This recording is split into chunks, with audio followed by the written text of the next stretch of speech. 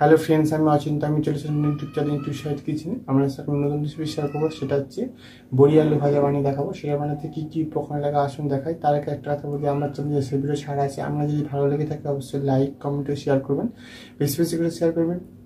যদি আমার চ্যানেল নতুন হয়ে থাকেন তাহলে প্লিজ সাবস্ক্রাইব করে দেবেন, সেই বেল নোটিফিকেশনটা অল করে দেবেন যাতে আমার ভিডিও আমার কাছে আগে পৌঁছে। তার জন্য বড়ি আলু ভাজা বানাতে কী কী উপকরণ লাগে আসুন দেখাই।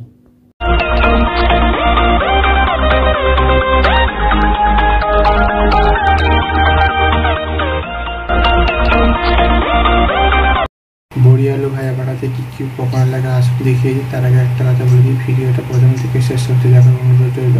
তার জন্য রেসিপিটা শুরু করি। এখানে আমি দুটো বড় সাইজের আলু ঝিরিঝিরি করে কেটে নিয়েছি, লম্বা লম্বা করে কেটে ভালো করে ধুয়ে নিয়েছি। তার জন্য রেসিপিটা শুরু করি।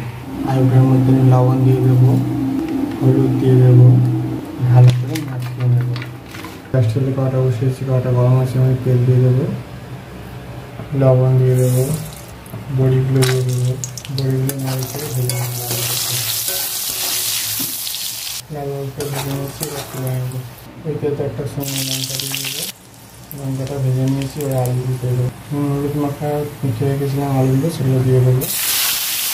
ভালো করে নাড়ি করে ভেজে নেবো। চাপা দিয়ে ভাপিয়ে ভেজে নেবো। আলুগুলো ভালো করে ভাজা আছে। এবার কিছুটা বড়ি ভেজে রেখেছিলাম, সেগুলো আমি ভেজে করে দিয়ে দেবো। দিয়ে আলুর সাথে ভালো করে নেড়ে চেড়ে নেবো।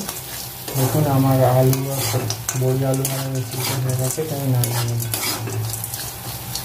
দেখুন আমি আলু বড়ি ভাজা রেসিপিটা রেডি হয়ে গেছে। রেসিপিটা আমাদের ভালো লেগে থাকে অবশ্যই লাইক কমেন্ট শেয়ার করবেন, বেশি করে শেয়ার করবেন। আর প্লিজ সাবস্ক্রাইব করে আমাদের পাশে থাকবেন। চলতে দেখা হচ্ছে নেক্সট ভিডিও। এরকম নতুন নতুন ভিডিও পাওয়ার জন্য আমাদের চ্যানেলটাকে অবশ্যই সাবস্ক্রাইব করে আমাদের পাশে থাকবেন। চলতে দেখা হচ্ছে নেক্সট ভিডিওতে।